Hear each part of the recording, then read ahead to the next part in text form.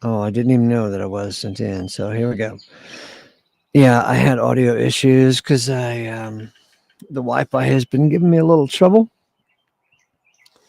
It booted me out, and I came back in, but I didn't come all the way back in. So you got to click the right buttons at the right time, baby. Okay, let's see if that makes any sense. No, I don't like it. I want it to be a little bigger. Oh, I know how I can do it. I can stretch out the corners. And then see if that works. Yeah, that's good.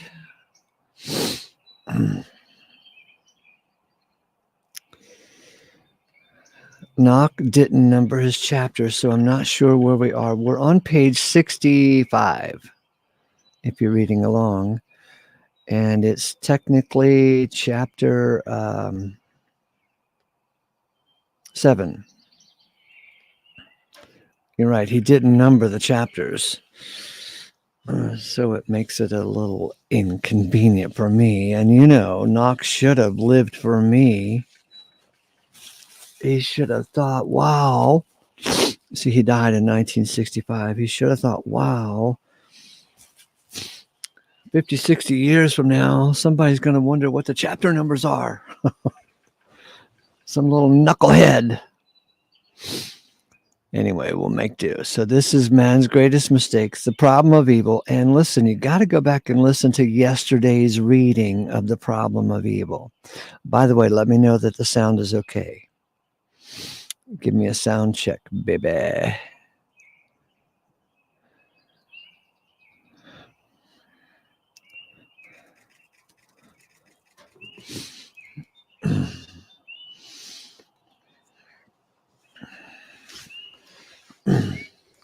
Well, my reference to the knucklehead was referencing me, Deborah.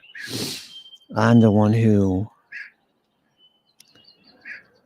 pretends that it's such an inconvenience not to have chapter titles or numbers, because I'm sitting here reading it, doing so much work. Oh yeah, so thank you for telling me that the sound is good. Let me minimize the birds here. By the way, they're birds recorded from Washington State. Every state has their own particular set of birds, you know. I grew up in North Carolina, and of course, we had mockingbirds right out my window on a regular basis, and I knew their tune, I knew their song, you know. And I moved to California in 1977, and there were mockingbirds out there too, but they had a whole different number of songs. I guess they were mocking other birds. Okay, so yesterday we was reading in The Problem of Evil, and it was really good.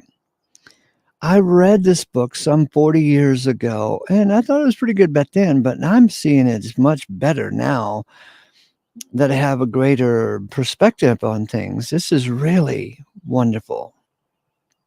A really wonderful book. And yesterday, Mr. Knoch was going over the fact that when Jesus was on the cross, God abandoned him. And he pointed out, okay, so we're looking at yesterday, we're looking at the problem of evil, and Mr. Knoch's larger argument is that you can't know good apart from knowing evil, and so you've got to have both as a matter of contrast. And so I woke up this morning thinking about yesterday's chapter that we read, and of course, Mr. Knoch making our obvious argument that when Christ went to the cross, it was a great evil. And there are some contrasting things. I mean, we don't have to contrast, good versus evil to have a contrast. So my thoughts this morning was, you can have a family and you can have like 5 kids or 6 kids, and you're supposed to love them all the same, but secretly, you know that little Jeannie is your favorite.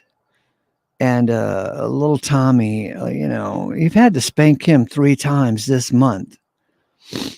He gives you the most trouble. So these 5 kids have contrasting values. They're not in the absolute good versus absolute evil sense. There's like a sliding scale of measuring contrast, right?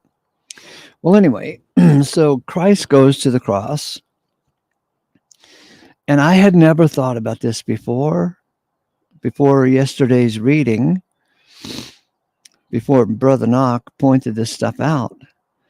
Of course, on that fateful day, Christ was abused by humanity, by the Roman soldiers, by the Jews, by Pilate, by Caiaphas the high priest, by Judas. He's abused by humans, right? And that's an abuse. That's a suffering of evil. But Christ was abandoned by his Father. What great horror that is.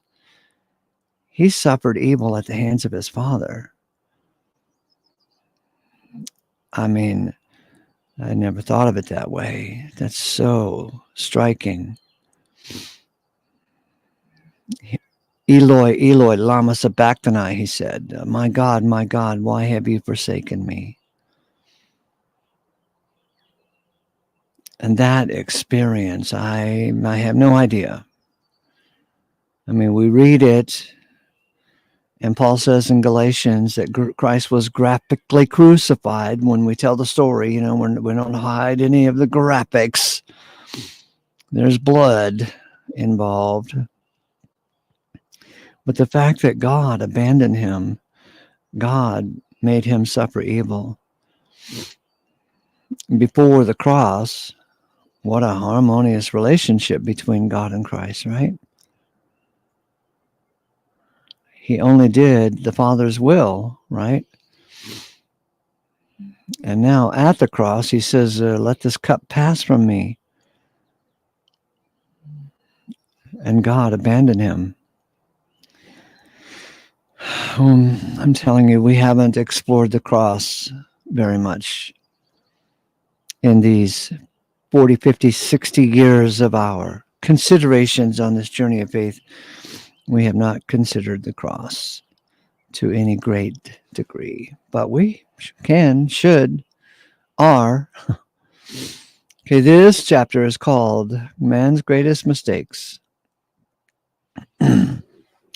Page 65 in The Problem of Evil. Let's go. Two great mistakes mar the course of mankind during the eons. Adam's offense in Eden and Israel's murder of Messiah on Golgotha. Two great mistakes mar the course of mankind during the eons. Adam's offense in Eden and Israel's murder of Messiah on Golgotha. It is not our purpose to minimize either of these sins, but to get a fresh glimpse of them from the standpoint of God's purpose. We have looked too long at the human side of sin. It has blinded our eyes and hardened our hearts. We need to get God's thoughts concerning it. We need not shrink from associating him. Hang on a second while my computer robots. We need not shrink from associating him with sin. His Son walked unsullied in the midst of its most sordid forms, yet it only heralded his holiness. The oft-repeated question, could not God have prevented Adam's sin? You mean Mr. Knoch got that question too? I guess it's a universal question among knuckleheads. The oft-repeated question, could not God have prevented Adam's sin, may be answered with an emphatic yes. More than that, God could have created him incapable of sin, but he did not, only to make it possible for him to offend. He did not only make it possible for him to offend, but impossible for him to do otherwise. Adam transgressed at the first test. We need have no hesitancy in believing that Adam, like all his posterity, was locked up in stubbornness that he might come within the range of God's mercy. Romans 11:32. With all reverence, we must insist that if God's purpose and intention, if it was God's purpose and intention to make Adam sin-proof, then not only Adam, but God himself has failed. If an inventor builds a machine which breaks at its first trial, we do not hesitate to call him a failure. Furthermore, if the first attempt was so unfortunate, what grounds have we to confide in his future efforts? It is a serious situation that revolves itself into this. And Adam fulfilled the underlying purpose of his creator, or we have a God unworthy of the name. That God could have made man able to stand, not merely the mild temptation of the garden, but the severest strain of sin is convincingly exemplified in the case of Christ. Nay, here he made a man able not only to live unsullied in a scene of sordid sin and suffer its presence in others, but to bow to the will of God and endure the degradation and moral infamy consequent upon his taking the place of sin itself and coming through unstained and spotless in God's sight. Had God never sinned, no, I'm sorry, had Adam never sinned, he would have been a neutral, sentient clod. Had Adam never sinned, he would have been a neutral, sentient clod, unfit for the full companionship of his creator. Of one thing we may be sure, he would never have known evil. And we may be equally sure that he never would have known good. He would not curse God for sin, neither would he thank him for his beneficence, nor adore him for his grace. He would have utterly failed to fulfill his purpose, the purpose of his creation. We must always remember that the tree of the knowledge of good and evil had a double function. No one forgets that it brought the knowledge of evil, but it was primarily the tree of the knowledge of good.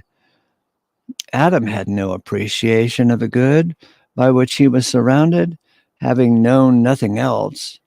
It was not good to him. He received it as a matter of course, without a thankful thought. Adam could have lived on indefinitely in such an unappreciated paradise, but only with untold loss to himself and his creator. All that he saw was God's hand. His heart was veiled.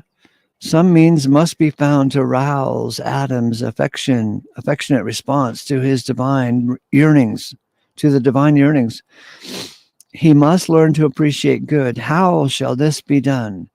It is a notable fact and full of significance that the tree of which Adam ate was no afterthought with God. Adam's ignorance of good did not lead to its planting. It was already grown and bearing fruit. It was already grown and bearing fruit. Moreover, it was not hidden in some distant corner, in an impenetrable thicket, unapproachable and forbidden. It was in the very midst of the garden, accessible and desirable in every way. If it was simply a question of keeping Adam from eating its fruit, it could have easily been removed. Far simpler yet, it need never have been planted. God alone was responsible for all the accessories in Adam's transgression, but it is of still greater significance that it combined itself to two inseparable functions. Perhaps we would have preferred one tree to teach the knowledge of good and another to initiate the knowledge of evil, but this is impossible in the very nature of things. We may strive to conceive of light apart from darkness, but it proves impossible. Light may drive out all darkness, yet its realization depends on its opposites. So, good cannot be known by human beings apart from evil. The function of evil in the world is to impart an appreciation for the good. It is God's background on which he will paint the highlights of his grace.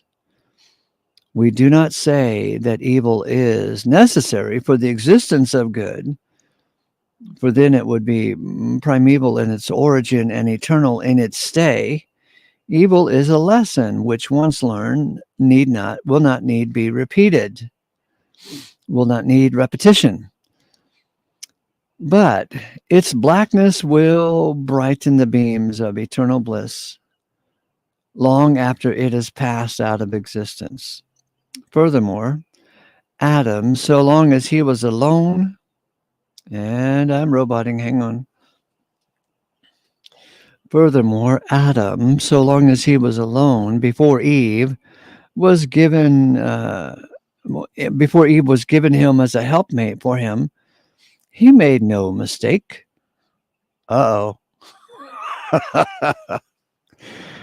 Furthermore, Adam, so long as he was alone before Eve was given him as a helpmate, made no mistake. What he lacked was spiritual discernment. He was ignorant of Satan's words and ways, or he might not have yielded to the desire to share his wife's fate. Adam was not seduced by sin. He was not deluded by the tempter. 1 Timothy 2:13 and 14. It was far from a mere excuse when Adam said, "The woman whom thou gavest to be with me, she gave me from the tree, and I am eating." He deliberately involved himself in her sin and transgression and offense.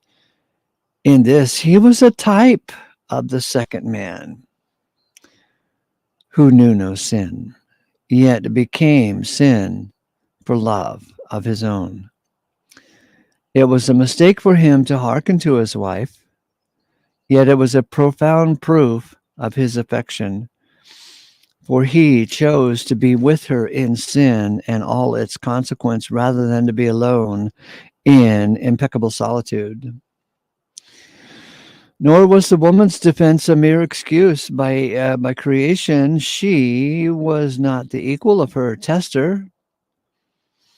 Left entirely to herself, she might never have thought of disobedience.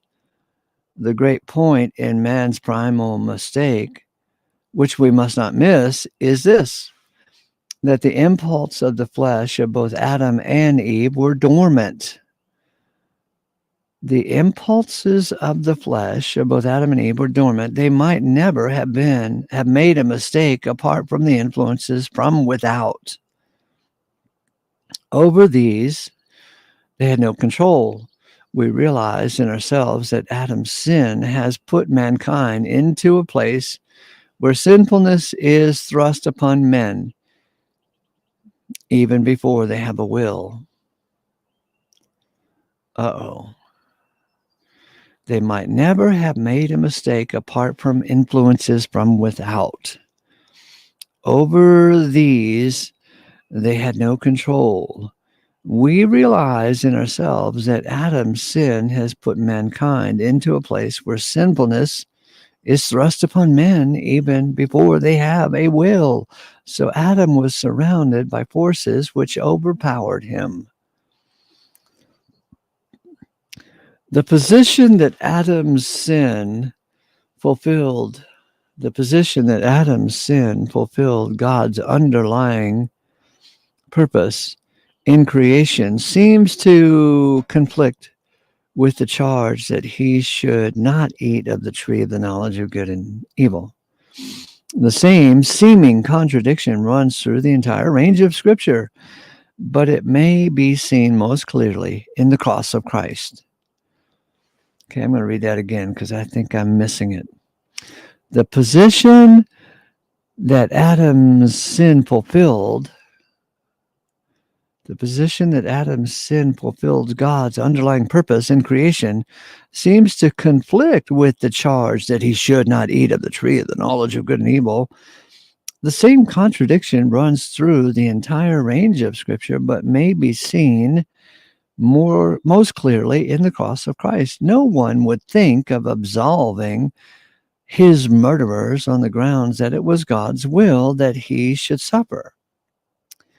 There can be no doubt that all they did was in accord with the determinate counsel and the foreknowledge of God, formed long before they had any existence. But they did not understand his purpose.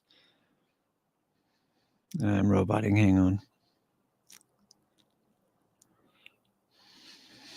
But they did not understand his purpose and acted entirely independent of it.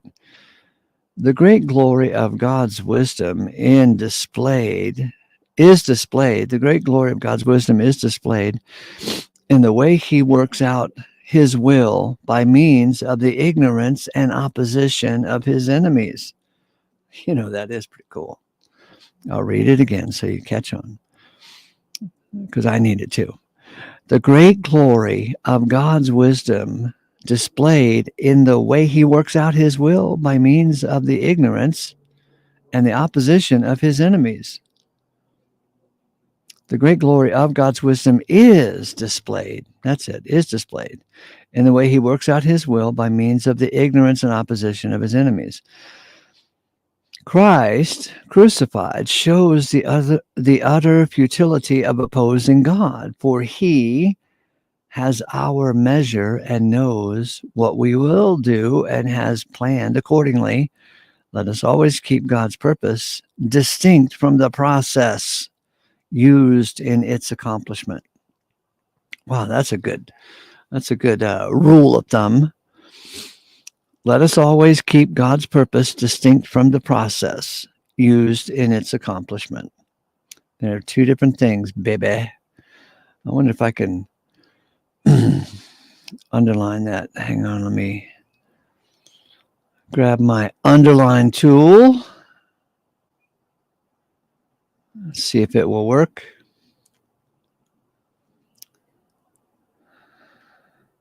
Let us always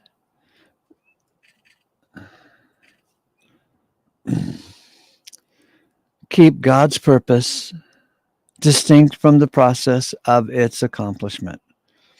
Cool. Some will say that God gave Adam a prohibition that he might break it. Some will say that God gave Adam a prohibition that he might break it. Later, he gave Israel a law through Moses. They too thought he meant them to... Hang on, I'm not following here. Some will say then that God gave Adam a prohibition that he might break it. Later, he gave Israel a law through Moses. They too thought he meant them to keep it, and in a final moment of self-confidence, promised to do so. Yeah, remember that old scripture? When Moses gave them the law, all of the Jews said, these we will keep. Yeah, right. They didn't keep it. But we are distinctly told that it was given for an entirely different object. That sin might become an inordinate sinner. Oh, yeah, that's one of Paul's revelations. That sin might become an inordinate sinner. Isn't that a striking phrase? That sin might become a sinner, and not just a sinner, but an inordinate sinner. Okay, so the law was given that sin might become an inordinate sinner. Had the law been kept, it would have defeated the end for which it was designed. Like the law laid down for Adam, it was accompanied by a curse. Blessing comes through the curse and not through keeping of the law. Oh my God, that's great. You guys got to write this down and share it. Blessing comes through the curse and not through the keeping of the law. All right, I got to mark that one too. Got to find my little tool here.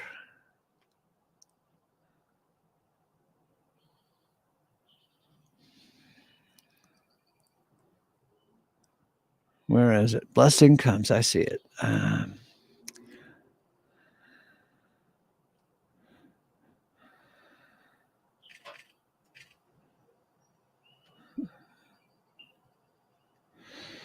Okay, blessing comes through the curse and not through keeping of the law. Romans 7:13.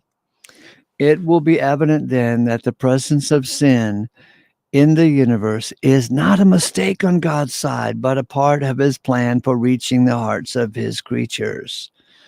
The moment that we seek to shift the responsibility for sin from his shoulders to those of any of his creatures, even Satan's or Adam's, we do indeed involve him in sin, and in a way that strikes at the foundation of all future bliss. If a single one of his creatures ever disappointed the purpose of its being and escaped his control, what will hinder a still more serious revolt? What will hinder and more serious? Then God will be dethroned and chaos will rule and ruin. Morning, Jody Burns. Morning, Ben. Morning, Deborah. Okay. But we must not be satisfied with tracing sin back to the purpose of God without discovering something of its purpose, of its place in that purpose. For it is this that gives him glory and brings blessings to our hearts. If God only permitted evil and sin, hang on, I'm roboting. Okay, I'm back. Check this out. If God only permitted evil and sin, the plain inference would be that it is a hindrance rather than a help in his administrations. Furthermore, it would imply that his hand was not in it and that his heart expected nothing from it. Wow. Okay, that's worth reading again. Hang on. But we must not be satisfied with tracing sin back to the purpose of God without discovering something of its place in that purpose. For it is this that gives him glory and brings blessings to our hearts.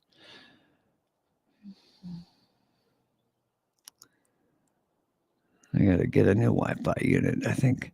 If God only permitted evil and sin, the plain inference would be that it is a hindrance rather than a help in his administrations. Furthermore, it would imply that his hand was not in it and that his heart expected nothing from it.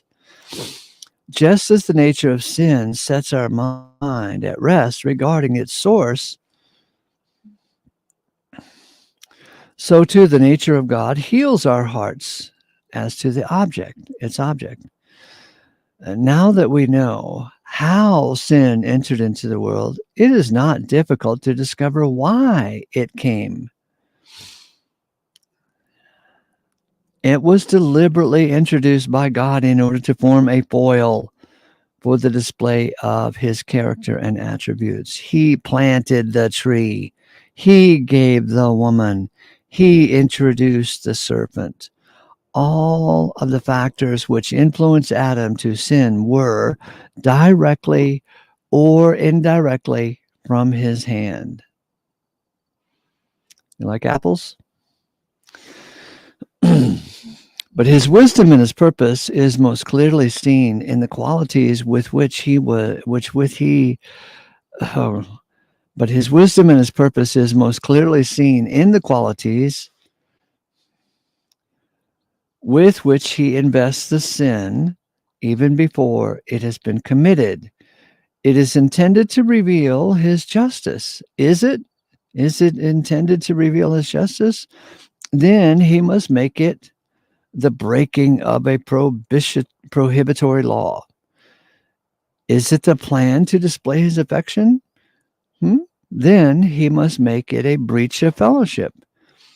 It is because Adam's sin or mistake was at the same time a transgression and an offense that it becomes the means for the revelation, not merely of his hand, but his head and of his heart. Keeping before us our accurate definition of sin, we would actually incriminate God, that is, charge him with failure, if we should insist that Adam's sin was independent of God's plan and purpose. If it was God's intention that Adam should continue sinless, if God created him with the supposition that he would remain holy when he made a grave mistake, well, then God sinned. But if Adam, in his sin, fulfilled God's purpose, then the very sin of Adam proves the sinlessness of God.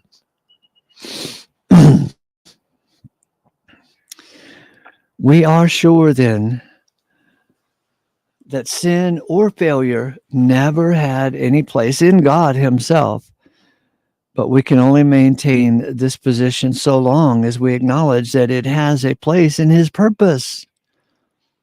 If it is an intruder, unwanted, disconcerting, eternal, then the greatest mistake of all was to allow it to enter the universe. Sin, we repeat, is failure.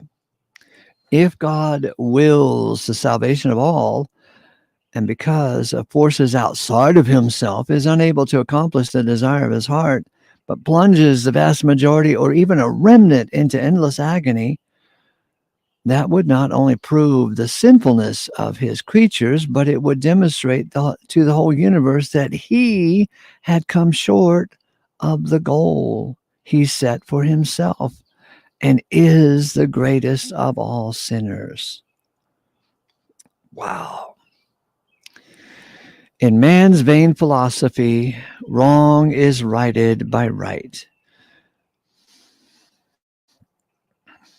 Hang on a second. In man's vain philosophy, wrong is righted by right, but doing right is neutral. The man who pays all his bills promptly does not expect that to settle an old debt. The man who pays all his bills promptly does not expect that to settle an old debt. The bookkeeper who makes a mistake is not relieved by the correctness of all the rest. If the mistake is past beyond recall, he may still be able to adjust matters by making another error to counterbalance the former. In God's great account book of the sins of his creatures, the sins of his creatures are more than overbalanced by the one who was made sin for us, though he knew no sin. We cannot atone for past misdeeds by living an upright life. Oh my God. Somebody needs to tell Bill and Jamie and Praise I Am and all the Baptist pastors this. We cannot atone for past misdeeds by living an upright life.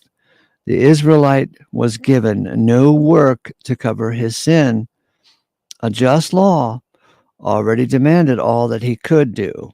His sins must be met on entirely different grounds. Hence, they were transferred from him to an animal which had nothing against it.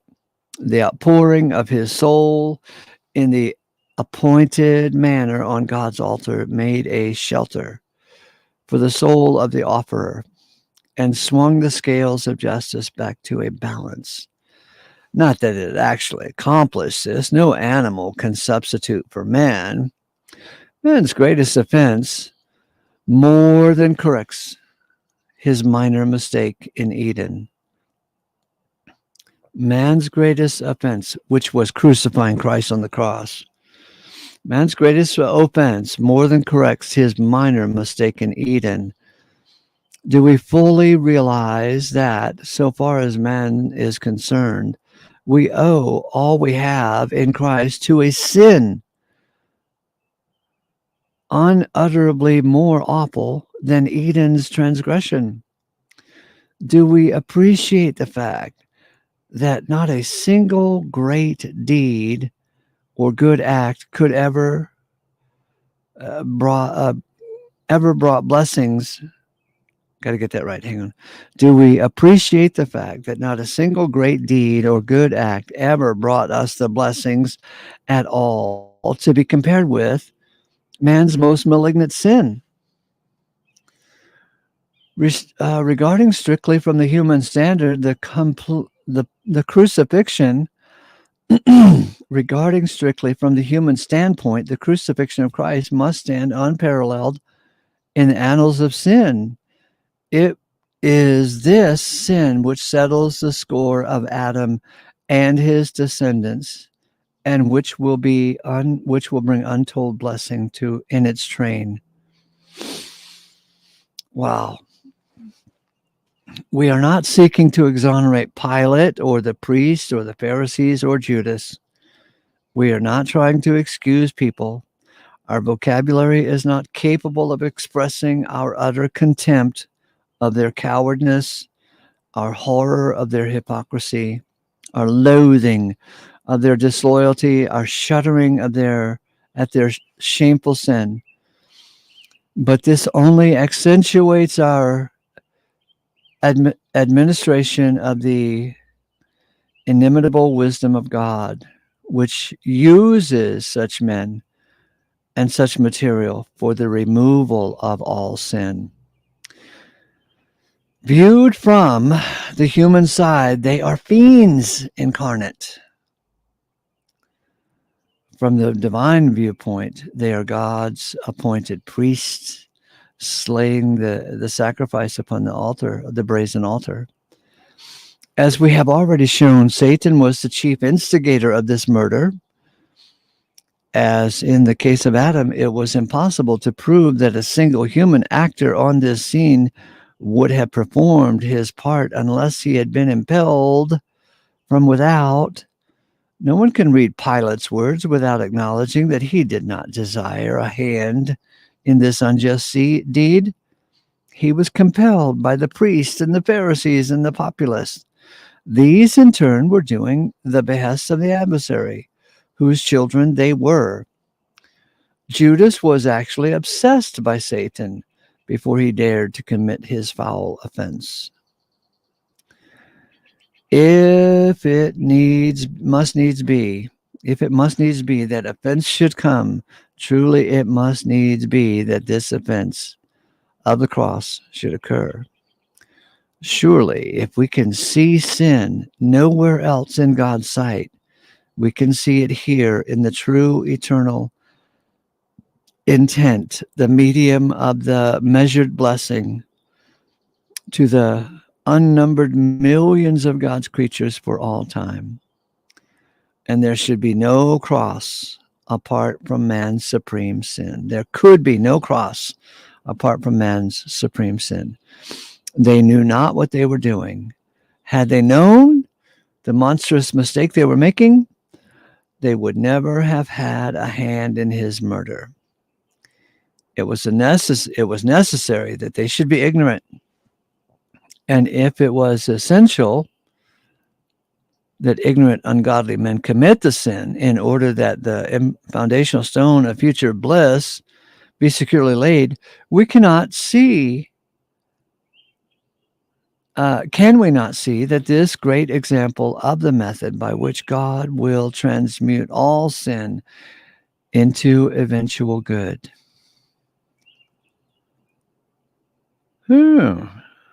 Up next is sin in act and in fact. Okay, I'm going to go refresh my coffee. Put the link in so you can come in and keep me company while I'm reading the next chapter. Oh my goodness gracious. Be right back. Let's get these birds to work. Hang on.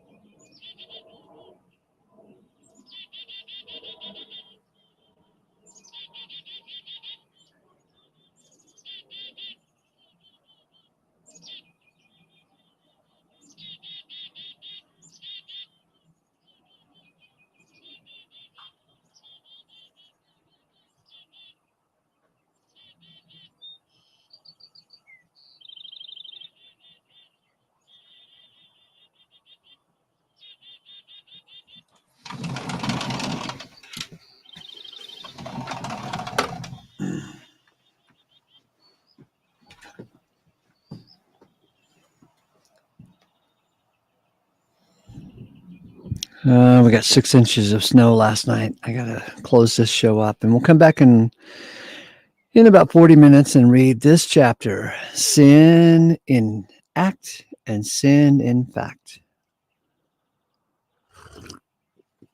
I'm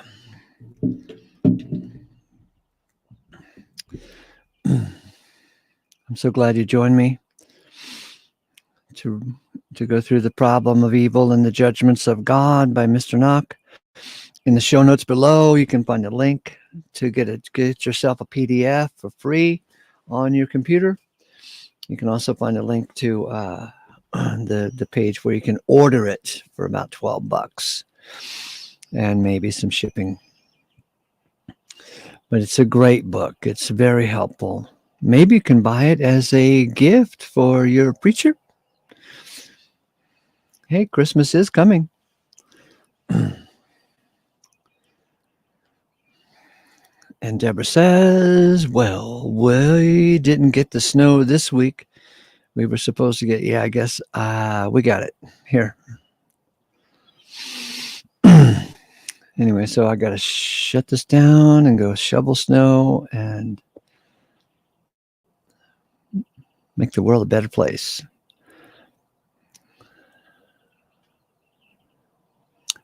Wild Hearts PP says, does the book have some sins I have not tried?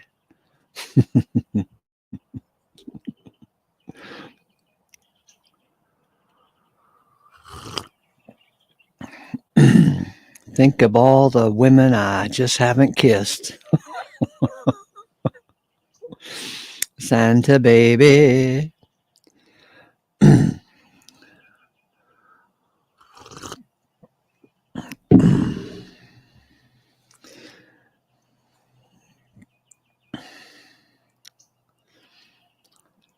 Thank you, Wild Hearts PP. That's sweet of you to say.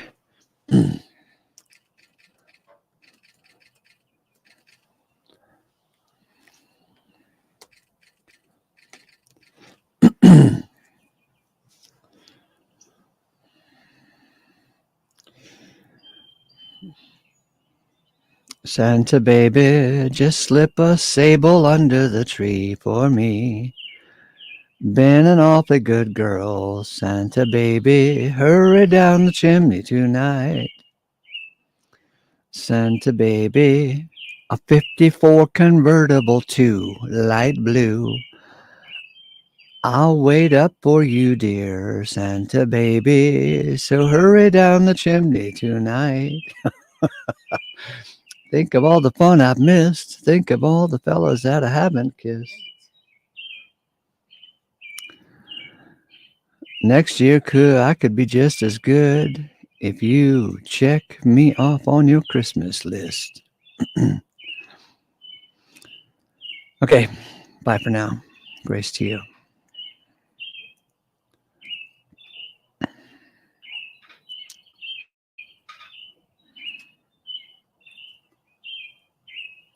Oh, yeah, and we'll be back in about 40 minutes with another broadcast.